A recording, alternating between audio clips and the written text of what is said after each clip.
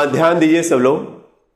देखिए, class 12 subject chemistry में हम लोग यूनिट सेकंड पढ़ रहे थे जिसका नाम था बिलियन। इसके बारे में तो बार बार चर्चा हो गई कि इसमें से 7 नंबर का क्वेश्चन आएगा बोर्ड के लिए, तो इंपॉर्टेंट है और एक लेसन में आप लोग को पढ़ लेना है। तो इसमें बिलियन में एक पार्ट तो हमने बता दिया, बिलियन का एक पार्ट हम बता चुके हैं, जिसमें आपको बिलियन क्या होता है, बिलियन के प्रकार क्या है, फिर बिलियन की सांद्रता को कैसे व्यक्त करते हैं, तो उसमें नॉर्मलता, मोलरता, मोल प्रभाज, यह सब चीजें आपको हमने बता दिया है। इसके अलावा अगर कुछ छूटेगा मान लीजिए इसमें, तो रफ पर वह भी बता दिया जाएगा, ठीक है ना। लेकिन फेयर पर इतना आप लोग कर चुके होंगे। देखिए, फिर आता है इस स्टेप में परासरण, ऑस्मोसिस इसको बोलते हैं। इस स्टेप पर आज विचार किया जाएगा कि ऑस्मोसिस क्या है। फेयर रहने दीजिएगा, ये आप लोगों के लिए नया वर्ड रहेगा, हो सकता है सुने भी हो कहीं। परासरण, जैसे देखिए, परासरण के लिए अर्धपारगम्य झिल्ली की आवश्यकता होती है। परासरण एक क्रिया का नाम है, परासरण एक क्रिया का नाम है जिसके लिए अर्धपारगम्य झिल्ली की आवश्यकता होती है। सेमी परमेबल मेम्ब्रेन बोला जाता है, अर्धपारगम्य झिल्ली। यह आप लोग को यहां केमिस्ट्री में भी मिल रही है और बायो जो पढ़ रहे होंगे उनमें भी मिलेगा, लेकिन फिजिक्स में नहीं चर्चा है, केवल केमिस्ट्री और बायो में चर्चा है। तो ध्यान दीजिएगा, परासरण एक क्रिया है जिसमें हमने बता दिया कि अर्धपारगम्य झिल्ली की आवश्यकता होती है। अर्धपारगम्य झिल्ली ऐसी झिल्ली होती है जो केवल एक तरफ के कणों को दूसरी तरफ जाने देगी और दूसरी तरफ का पहले की तरफ आने नहीं देगी। यह उसकी विशेषता है, उसकी यह विशेषता है। आप बताइए, एक उदाहरण बता रहे हैं, अभी चना भिगोते होंगे पानी में, तो बताइए पानी के मॉलिक्यूल चने में प्रवेश कर जाते हैं जिसकी वजह से फूल जाता है चना, लेकिन चने का मॉलिक्यूल बताइए पानी में नहीं आता है, चने का मॉलिक्यूल पानी में नहीं आता है। तो बताइए यहां भी देखा जाए तो एक तरफ का कण दूसरी तरफ जा रहा है, लेकिन दूसरी तरफ का कण पहले की तरफ नहीं आ रहा। लेकिन इसमें परासरण की जो परिभाषा लिखा गया है वह कहा है कि अगर विलयन कोई है और विलायक कोई है, दोनों को अलग अलग अर्धपारगम्य झिल्ली से कर दीजिए। किससे कर दिया जाए? अर्धपारगम्य झिल्ली से दोनों को अलग अलग कर दीजिए, तो क्या होता है, विलायक का कण, किसका कण? विलायक का कण विलयन की तरफ जाने लगता है, लेकिन विलयन वाला कण विलायक की तरफ आता नहीं। यही क्रिया कहलाती है क्या? परासरण। देखिए हम फिगर बना रहे हैं, ध्यान दीजिएगा, समझना रहेगा। आज पूरा स्टेप समझना है, उसके बाद फिर अगले दिन से लिखवाने वाला काम होगा। देखिए यहां हम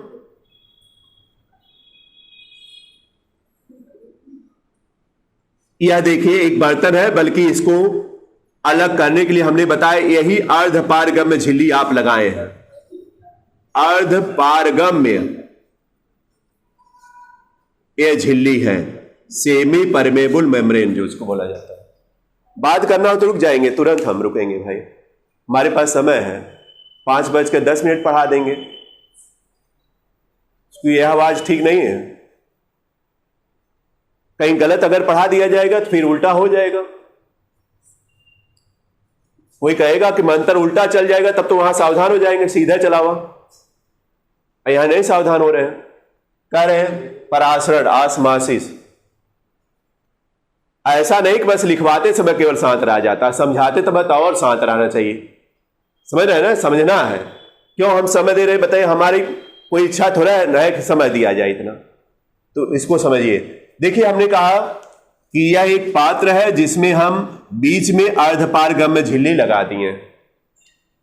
अर्धपारगम्य झिल्ली के इधर विलयन का कण है, यह विलयन के कण है। विलयन के कण रहेंगे तो इसमें बताए विलेय और विलायक दोनों रहेगा ना, विलेय और विलायक दोनों है। मान लीजिए चीनी पानी दोनों मिलाकर यहां पर जो है आप इसमें रखे हैं, यह आपका विलयन हुआ। किसका हुआ? विलयन यानी सॉल्यूशन। और इधर क्या हुआ? इधर केवल किसके कण है? विलायक के कण है, यानी पानी है, केवल विलायक के कण रहेंगे। तो आप बताइए, दूर दूर रहेंगे तो यह विलायक का कण रहेगा। तो जब इसको अर्धपारगम्य झिल्ली से आपने अलग कर दिया, और विलयन और विलायक के कण तो पहले अलग अलग है, लेकिन जब इसको अर्धपारगम्य झिल्ली से आप अलग करेंगे तो देखेंगे क्या? विलायक के कण इस तरफ जाने लगते हैं, विलायक के कण इस तरफ जाने लगते हैं। यह बताइए, एक क्रिया हो रही कि नहीं, जिसको नाम दिया गया क्या? परासरण क्रिया। तो बताएंगे परासरण वह क्रिया है जिसमें विलायक का कण विलयन की तरफ जाने लगता है, और इसको अलग करने के लिए, विलयन और विलायक के कणों को अलग करने के लिए किसकी आवश्यकता होती है? अर्धपारगम्य झिल्ली को।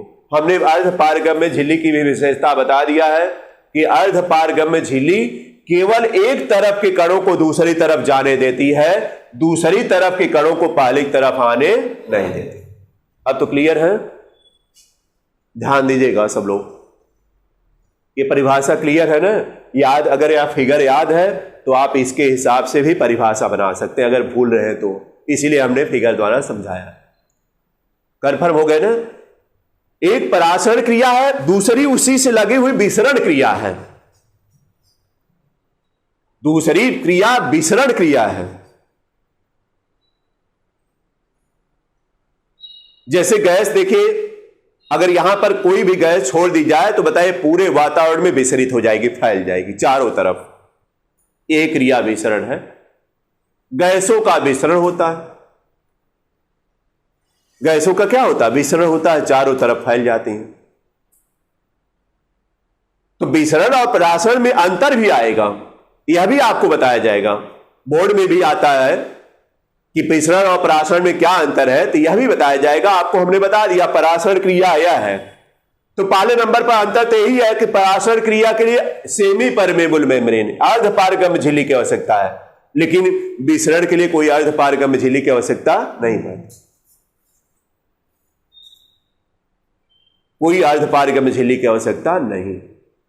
पहला अंतर तो यही। दूसरा अंतर है, अगर बताइए, उदाहरण बता रहे हैं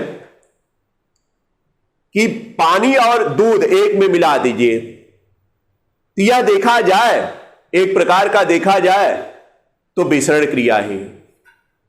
इसमें क्या हुआ? पानी का भी मॉलिक्यूल दूध में जाकर मिला, दूध का मॉलिक्यूल पानी में जाकर मिला। बताइए दोनों के कण एक दूसरे में गए कि नहीं? दोनों के कण एक दूसरे में गए, लेकिन बताइए इसमें एक ही कण दूसरे में गया है, दूसरा कण इसमें नहीं आया। तो आप बताएंगे इसमें यह जो है परासरण क्रिया में केवल विलायक का कण विलयन की तरफ जाता है, विलयन के कण विलायक की तरफ नहीं जाते। लेकिन परासरण के अगर विसरण क्रिया होती तो इधर का कण भी उधर जाएगा और उधर वाला कण भी इधर जाएगा। तो यह केवल एक दिशा में होती है। कौन क्रिया? ऑस्मोसिस। परासरण क्रिया एक दिशा में होती है, लेकिन जो विसरण क्रिया है वह दोनों दिशाओं में होती है। ये तो समझ गए ना? यही सब अंतर बताना है। तो कन्फर्म है? हमने उदाहरण भी दिया आपको कि यह सब देखे क्रियाएं हैं, लेकिन अर्धपारगम्य झिल्ली की आवश्यकता होती। इसके लिए कौन कौन सी अर्धपारगम्य झिल्लियां हैं उसको हम नोट भी कराएंगे। अंडे की जर्दी की झिल्ली अर्धपारगम्य झिल्ली का उदाहरण मिलती है। प्रयोगशाला वाली तो बताएंगे ही, लेकिन अंडे की जर्दी की जो झिल्ली है वह अर्धपारगम्य झिल्ली की तरह काम करती है। वह एक तरफ के कणों को दूसरी तरफ, यानी विलायक के कणों को विलयन की तरफ जाने देगी, लेकिन विलयन के कणों को विलायक की तरफ नहीं आने। एक बात और समझ लेना आपको है, चूंकि हेडिंग के तौर पर अगर हम देखेंगे तो परासरण हेडिंग नहीं दिया है, बल्कि क्या हेडिंग दिया है आप लोग भी देखिएगा। आगे बढ़कर थोड़ा दिया है परासरण दाब हेडिंग दिया है, आगे बढ़कर थोड़ा दिया है परासरण दाब हेडिंग दिया। तो ऑस्मोसिस तो पहले आप दे दिए, अब ऑस्मोटिक प्रेशर जिसको बोलते हैं, परासरण दाब क्या है इसके बारे में समझना है। अब चलिए इसी में आप समझ लीजिएगा अभी इसी तरह फिगर बना रहे हैं।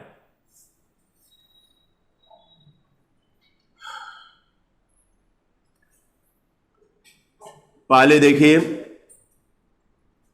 या दो पात्र लिया जा रहा है, यहां पर एक पिस्टन लगा हुआ है, यहां पर पिस्टन लगा है।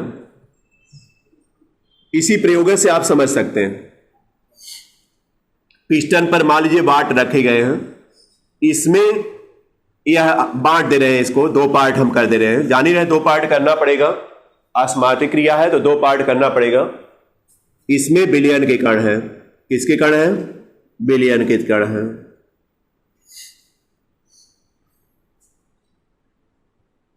विलयन के कण इसमें हम रखे हैं, और इधर विलायक के कण हैं। कौन से कण हैं? विलायक के कण हैं। दूर दूर रहेंगे विलायक के कण। विलायक के कण यह दे रहे हैं, विलायक है, और इसमें क्या है? विलयन है। विलयन है। इसमें एक यहां भी सुराग बनाए हैं, पतला सा सुराग बना है, जिसमें विलायक के कण ऊपर तक चढ़े हैं। यहां तक मान लीजिए विलायक के कण है। ध्यान दीजिएगा, ये विलायक वाला कण है। हम क्या समझाना चाह रहे हैं? परासरण दाब क्या है, यह समझाना चाह रहे हैं। यह क्या है? बीच में पता है ना, अर्ध पारगम्य झिल्ली, सेमी परमेबल मेम्ब्रेन, जो कि क्या की है? विलयन और विलायक के कणों को अलग अलग, अभी शुरुआत में तो अलग अलग रहेगा, फिर धीरे धीरे अपना काम शुरू करेगा, परासरण क्रिया होगी। शुरू में तो अलग अलग रहेगा कि शुरू में ही हो जाएगा? शुरू में यह आप बताइए, चना भिगोते हैं पानी में तुरंत भीग जाता है क्या? धीरे धीरे भीगता है ना, वही क्रिया है, समझिए। आप ऐसा नहीं कह सकते चने को जो पानी में डालेंगे तो पूरा जो पानी चला जाएगा चना में, नहीं कहेंगे। उसी तरह इसको भी नहीं कहेंगे आप, लेकिन धीरे धीरे स्टार्ट होगा। घंटा, 2 घंटा या आधा घंटा के बाद यह क्रिया आपको देखने को मिलती है। क्या मिलेगी? आप समझिए पहले। देखिए, किसी में भी आप जैसे विलायक को इसमें आप भरे हैं, तो यह एक नलिकाकार भाग छूटा हुआ है, तो इसमें पानी का तल थोड़ा ऊपर रहेगा। या आप विलायक के कणों को इतना भर दिए हैं, मान लीजिए यहां तक भरे हैं, यही है शुरू में, निशान लगा दीजिएगा, यहां तक विलायक के कण है। बोलिए पानी डालेंगे तो यहां तक आएगा, इस तरह समझिए। या किस नली आपको बताया गया ऊपर पानी चढ़ जाता है कुछ, उसके आधार पर भी समझ सकते हैं, जैसे आपको समझ में आ जाए बस। यहां पर भी आप विलयन के कणों को किया है और यहां पर पिस्टन लगा दिए, यहां पर विलयन के कण यहां तक थे, यहां तक है। आप इस पर दाब लगाए।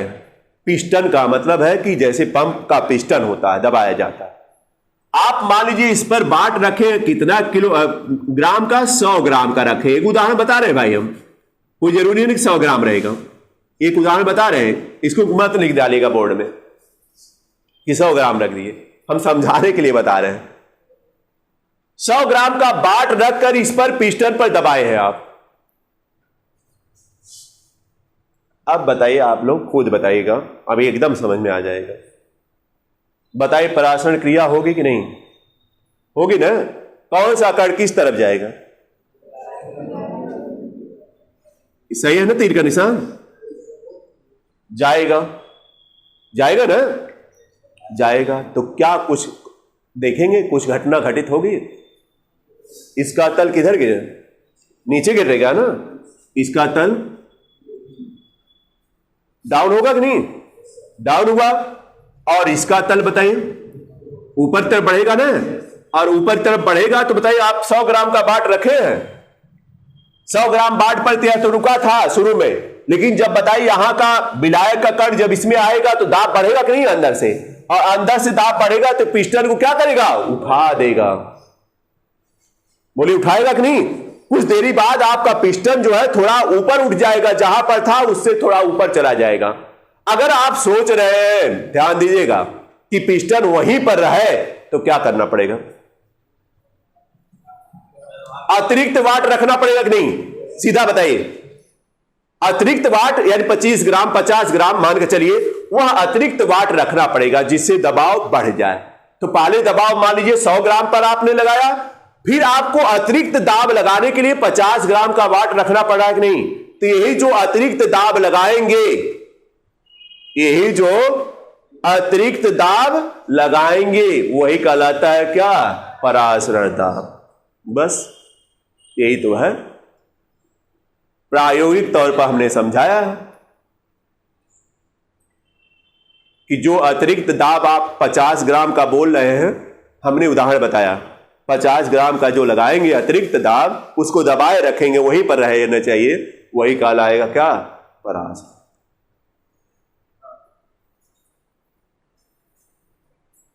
क्या कोई दिक्कत आई? बताइए। यही हेडिंग दिया है, चूंकि परासरण दाब किसे कहते हैं, परासरण दाब संबंधित प्रयोग क्या है, तो प्रयोग भी तो हमने समझा दिया। बस यही है, थोड़ा फिगर सही अभी नहीं बना है, जब बनेगा तो बनाएंगे आप लोग, लेकिन हमने समझा दिया सरल भाषा में, इसका फिगर बनाकर समझा दिया। अतिरिक्त दाब के लिए यहां पर दाबमापी लगा होता है, यह भी बता दे रहे हैं। दाबमापी लगाएंगे तो अतिरिक्त दाब नाप लेगा कि अब पहले दाब कितना था शुरू में, और 1 घंटे के बाद दाब कितना हो गया, 2 घंटे के बाद दाब कितना हो गया। वही अतिरिक्त दाब, जैसे शुरू में दाब मान लीजिए दाब का मात्रक होता है न्यूटन प्रति मीटर स्क्वायर, दाब बराबर बल बटे क्षेत्रफल होता है, तो न्यूटन प्रति मीटर स्क्वायर इसका यूनिट है। तो अगर मान लीजिए 2 न्यूटन प्रति मीटर स्क्वायर है, तो अतिरिक्त दाब का मतलब 2 पॉइंट हो सकता 5 हो जाए या 2.2 हो जाए। तो 2.2 जो बढ़ेगा यानी 0.2 बढ़ेगा, वही कहलाएगा क्या? परासरण। बोलिए, अब भी कोई दिक्कत है? परिभाषा बताइए, बनाकर बता रहे हैं, और देखिएगा एकदम कोई परिभाषा लिखवाई जाएगी। परासरण की परिभाषा हमने बताया, परासरण की परिभाषा याद हुई? क्या रहेगी परासरण परिभाषा? परासरण वह क्रिया है जिसमें अर्धपारगम्य झिल्ली द्वारा विलायक के कण विलयन की तरफ जाते हैं, लेकिन विलयन के कण विलायक की तरफ कैसे बता रहे हैं? फिगर दिमाग में तभी बता रहे हैं। यह क्रिया कहलाती है परासरण क्रिया। परासरण दाब किसे कहते हैं? तो बताएगा कि अगर विलयन और विलायक के कणों को अर्धपारगम्य झिल्ली द्वारा अलग कर दिया जाए, तो विलायक का कण विलयन की तरफ जाने लगता है, जिससे विलायक या विलयन द्वारा लगने वाला जो दाब है पिस्टन पर, वह बढ़ जाता है। तो जो अतिरिक्त दाब बढ़ता है वही कहलाता है क्या? परासरण। बस परिभाषा, और क्या? कोई गलत नहीं कर देगा, बशर्ते सही होना चाहिए। अब एकदम गलत लिखेंगे तो गलत करेगा ही, सही लिखिए सब लोग। कोई ऐसा नहीं कि बुक से एकदम छाप दिया जाए, या हम एकदम जो परिभाषा लिखवाए हैं वही किया जाए एकदम। हाँ, कहने का मतलब सही होना चाहिए, बस इतना। आप कैसे उसको सहज भाषा में बता रहे हैं, जितने सहज भाषा में बताएंगे उतना जो है चेक करने वाला भी खुश होगा कि आप बनाकर बताएं। उसको पता चल जाता है, देखिए आप भले बहकाने का प्रयास करते हैं, लेकिन उसको पता चल जाता है कि आप कैसे लिखे हैं, अपने दिमाग से लिखे हैं कि सर के दिमाग से लिखे हैं, किताब के दिमाग से लिखे हैं, सब उसको पता चल जाता है, जान लीजिए। और अगर अपने बनाकर लिखे हैं तो एकदम जान लीजिए नंबर पूरा दे देंगे, समझ रहे हैं? तो इसलिए हम ऐसा कॉन्फिडेंस ला रहे हैं कि खुद अपना बनाइए, लेकिन सही बने, ऐसा मत बनाइए कि गलत हो जाए, यह भी नहीं चाहेंगे हम कि अपनी परिभाषा बनाए तो अवतार पटार सब लिख जाए, ऐसा कुछ नहीं। ये भी बता दे रहे, इस पर भी रोक रहे हैं। तो समझ में आ गया? क्या क्या समझ में आया? परासरण, विसरण, विसरण भी समझ गए, परासरण, विसरण और परासरण दाब, ये तीनों स्टेप समझ में आ गया होगा। यह एक स्टेप रहेगा, कुछ तो लिखवा नहीं पाए तो रफ पर इसको लिख लीजिएगा, परासरण, परासरण, विसरण, रफ पर लिखिएगा बस। इसके बारे में घर पर सोचिएगा, क्यों सोचने के लिए छोड़ रहे हैं? इसके बारे में थोड़ा मनन करिएगा, कैसे सर ने बताया, कैसे यहां पर हुआ। परासरण और क्या बताए? विसरण और परासरण दाब।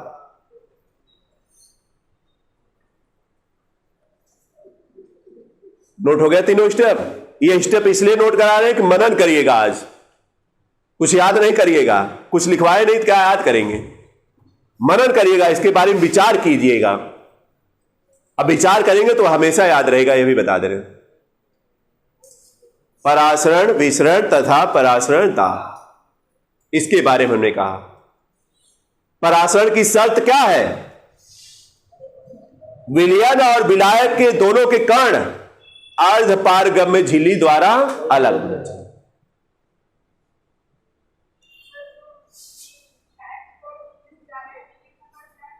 नहीं जाएगा तो वह क्रिया तो विसरण कहलाएगी, वह क्रिया भी होगी, लेकिन यही सेमी परमेबल मेम्ब्रेन हटा दीजिए तो वह क्रिया होगी, विसरण कहलाएगी तब जब दोनों दिशाओं में चलेगा।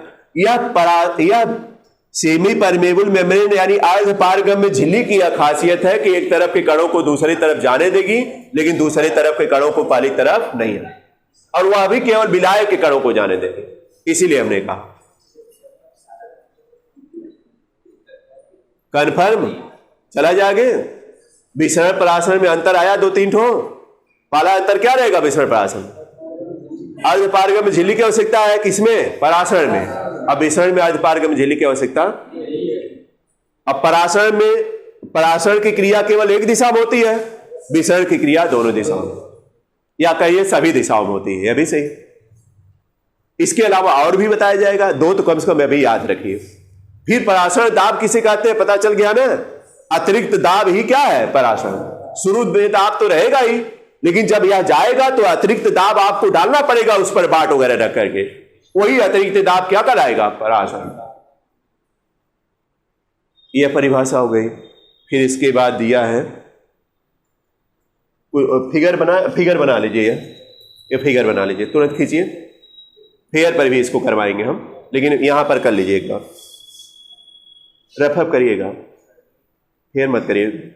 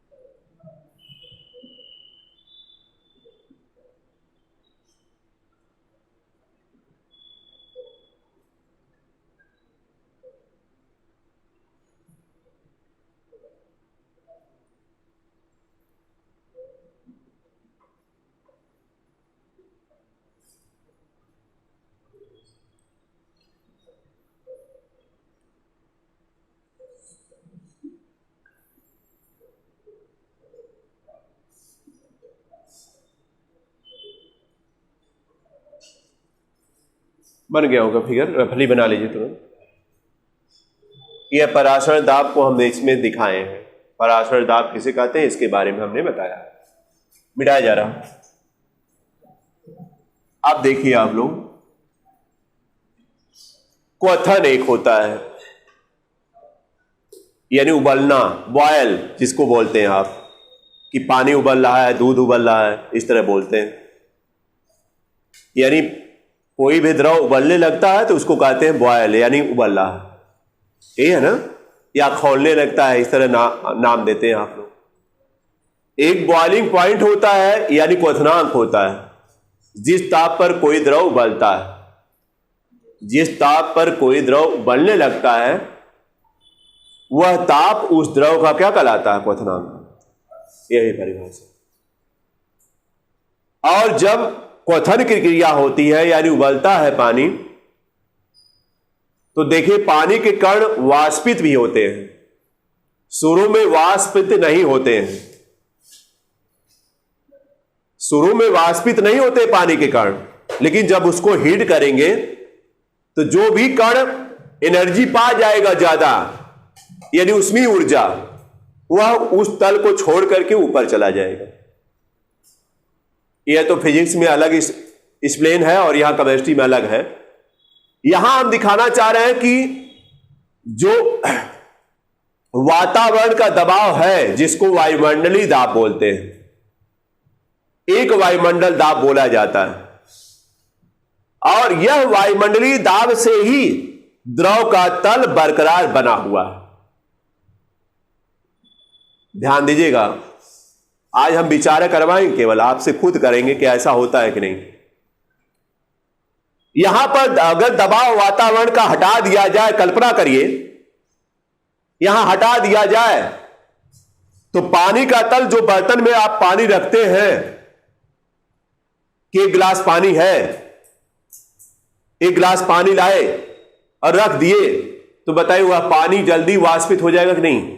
अगर यह वायुमंडलीय दाब हटा दिया जाए तो पानी का वाष्पीकरण बहुत तेज हो जाएगा, यानी पानी का तल बरकरार बन ही नहीं पाएगा। तब आप सोच रहे होंगे कि दाब यह लग रहा है, दाब लगने से देखिए आप के अंदर जो ब्लड का सर्कुलेट हो रहा है या ब्लड का सर्कुलेशन हो रहा है, उसको भी दाब चाहिए, और नलिकाओं में जो ब्लड सर्कुलेट कर रहा है और ऊपर से जो वायुमंडलीय दाब पड़ रहा है, दोनों बैलेंस बराबर है। अब बैलेंस बराबर होने की दशा में यह ब्लड सर्कुलेट कर रहा है। अगर कहीं पर भी वातावरण का दबाव कम हो गया तो आप खुद परेशान हो जाएंगे, यह सब नसें फट जाएंगी, यह भी जान लीजिए। पानी का तल रह ही नहीं पाएगा, सब उड़ जाएगा। भोजन जो थाली में परोस रहे हैं वह भी उड़ जाएगा। बोलिए, यह दबाव इतना बताइए बरकरार बनाए हुआ है। चंद्रमा पर क्या हालत है?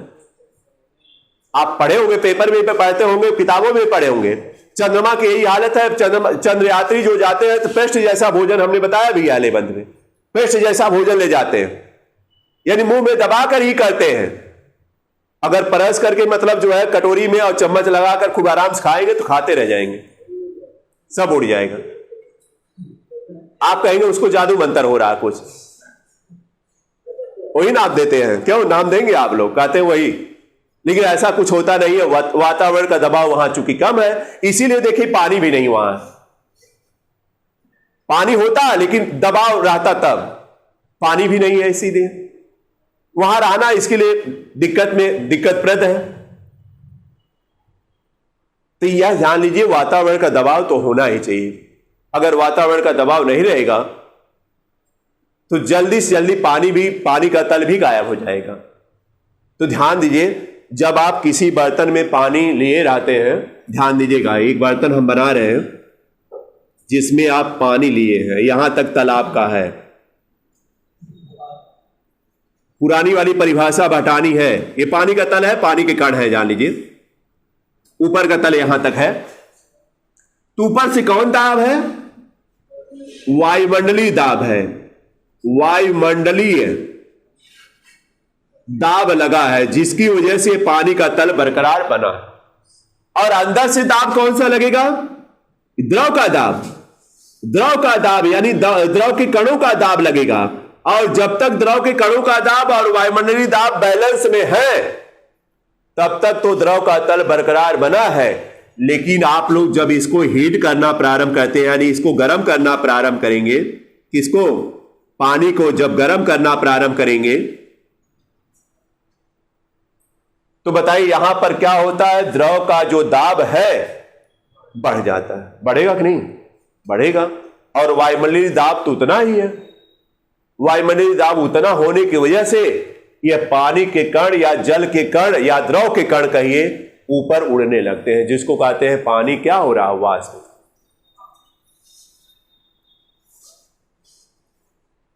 कंफर्म हो गए ना? पानी का तल कैसे बरकरार बना हुआ है? तो वह वायुमंडलीय दाब के कारण बरकरार बना है। अगर यह वायुमंडलीय दाब हटा दिया जाए तो पानी का तल बरकरार बना नहीं रह सकता है। उसको या तो पूरा बंद करके आप रखेंगे तब बरकरार बना रहेगा किसी ढक्कन से पात्र को, नहीं तो फिर कोई युक्ति, मतलब उसको एकदम क्लोज्ड रखना है, तभी बरकरार बनाया जा सकता है। ग्लास में या कटोरी में पानी लेकर के आप चल फिर नहीं पाएंगे, बाल्टी में पानी लेकर के नहीं रख पाएंगे, थोड़ी देर बाद सब वाष्पित हो जाएगा। और देखिए आपको महसूस करा रहे हैं, गर्मी का मौसम, ठंडी का मौसम। गर्मी के मौसम में वातावरण का दबाव कम होता है, क्योंकि केवल हवा के मॉलिक्यूल वातावरण में मौजूद होते हैं, केवल हवा के कण वातावरण में मौजूद होते हैं गर्मी के मौसम में, जिसकी वजह से द्रव पर लगने वाला दाब क्या होता है? कम होता है। इसीलिए देखिए गर्मी के मौसम में पानी जल्दी खौलता भी है, पानी जल्दी गर्म भी होता है, पानी जल्दी वाष्पित भी होता है। लेकिन ठंडी के मौसम में पानी जल्दी वाष्पित नहीं होता। आप बताइए, कपड़ा फैलाते होंगे पानी कहां जल्दी वाष्पित होता है? ठंडी के मौसम में। ठंडी के मौसम में क्या हालत होती है? वातावरण का दबाव बढ़ जाता है। वजह क्या है? क्योंकि उस दबाव में हवा के कण भी सम्मिलित है, उसके अलावा वाष्प के कण भी, या कहिए ओस की बूंदें भी उसमें सम्मिलित है ठंडी के मौसम में। तो बताइए दोनों का दबाव मिलकर के ज्यादा हो जाएगा कि नहीं? और दबाव ज्यादा रहेगा तो इसीलिए पानी जो है जल्दी वाष्पित नहीं होगा। तो ये बताइए दावे के कारण है, आपको एहसास करा रहे कैसा है, क्योंकि हमको आवश्यकता है इसीलिए हम बता रहे हैं ये सब चीजें। फिजिक्स में भी आवश्यकता थी और केमिस्ट्री में भी आवश्यकता है। तो क्वथनांक समझ गए ना सब लोग? क्वथनांक किसे कहते हैं? बॉइलिंग पॉइंट बोलते हैं जिसको, जिस ताप पर कोई द्रव उबलने लगता है उस ताप को, उस द्रव का, जैसे जल का क्वथनांक कितना होता है? 100 डिग्री सेल्सियस। यानी 100 डिग्री सेल्सियस पर जल उबलने वाला होता, उबलने लगता नहीं बल्कि उबलने वाला, समझिए। और उसके बाद उबलेगा ही, उबलेगा, वाष्पित भी होगा, इसको ध्यान रखें। तो यह क्लियर हो गया। इसके बाद हमने यह तो चर्चा कर ही लिया है कि शुद्ध जल है तो उसका क्वथनांक कितना है? 100 डिग्री सेल्सियस है, याद होगा। लेकिन यदि इसमें अशुद्धि दो प्रकार की होती है, कौन कौन? एक अवाष्पशील और एक क्या? वाष्पशील। अवाष्पशील अशुद्धि में क्या क्या आएगा? मिट्टी के कण, बालू के कण, चीनी के कण, नमक के कण, चाक के कण, यह सब अवाष्पशील अशुद्धि है। जब अवाष्पशील अशुद्धि शुद्ध जल में डाल देंगे या किसी द्रव में डाल देंगे तो उसके क्वथनांक पर प्रभाव पड़ेगा कि नहीं? उसका क्वथनांक क्या हो जाएगा? बढ़ जाएगा। अवाष्पशील अशुद्धि द्रव में डालने पर उसका क्वथनांक हो जाएगा तो क्या बताएंगे? बढ़ जाएगा। यह ऑप्शनल क्वेश्चन बता रहे हैं, जिसका समझ कर ही जवाब देना। लेकिन अगर वाष्पशील अशुद्धि मिला दिए तब उसका क्वथनांक घट जाए, और जो घटेगा वह क्वथनांक का क्या कहलाएगा? अवनमन कहलाएगा। और जो बढ़ेगा वह क्या कहलाएगा? क्वथनांक का उन्नयन कहलाएगा। इसी पर लेकर चलना हम लोग, उन्नयन और क्या? अवनमन। तो क्वथनांक की परिभाषा लिख लीजिए आप लोग एक बार, क्योंकि कुछ लोगों को याद नहीं हो पाएगी। क्वथनांक बॉइलिंग पॉइंट बोलते हैं। लिखिएगा, जिस ताप पर कोई द्रव, जिस ताप पर कोई द्रव उबलने लगता है,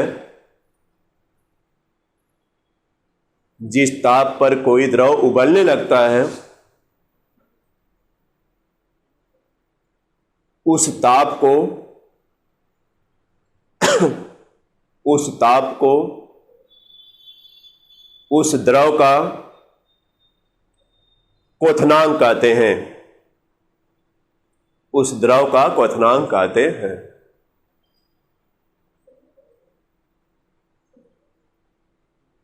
हो गया? जैसे लिख लीजिए, जल का क्वथनांक 100 डिग्री सेल्सियस होता है। जल का क्वथनांक 100 डिग्री सेल्सियस होता है।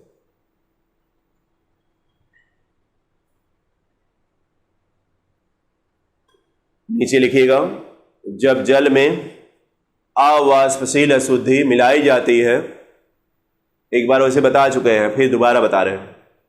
जब जल में अवाष्पशील अशुद्धि मिलाई जाती है तो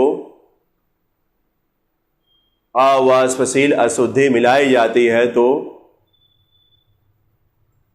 जल का क्वथनांक बढ़ जाता है।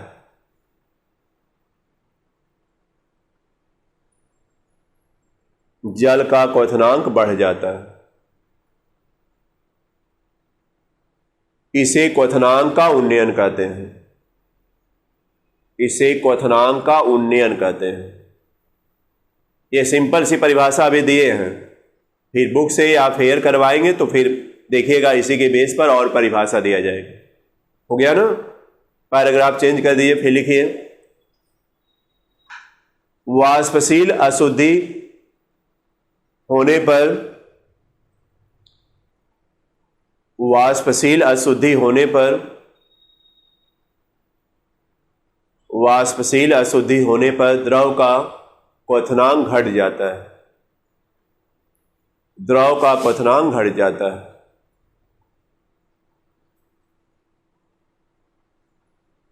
जिसे क्वथनांक का अवनमन कहते हैं। जिसे क्वथनांक का अवनमन कहते हैं। ये समझ में आ गया सबको ना? पहले नंबर पर क्वथनांक की परिभाषा आना चाहिए सबको, और इसके अलावा क्वथनांक का उन्नयन क्या है, अवनमन क्या है, सिंपल सा इसके बारे में बताने के लिए तैयार भी रखिए कि सिंपल सा कैसे हम बता सकते हैं। उसके बाद तो इसमें देखिएगा ग्राफ भी बनेगा, और ग्राफ के बेस पर इसमें और भी चीजें बताई जाएंगी। यह कन्फर्म हो चुके हैं सब लोग?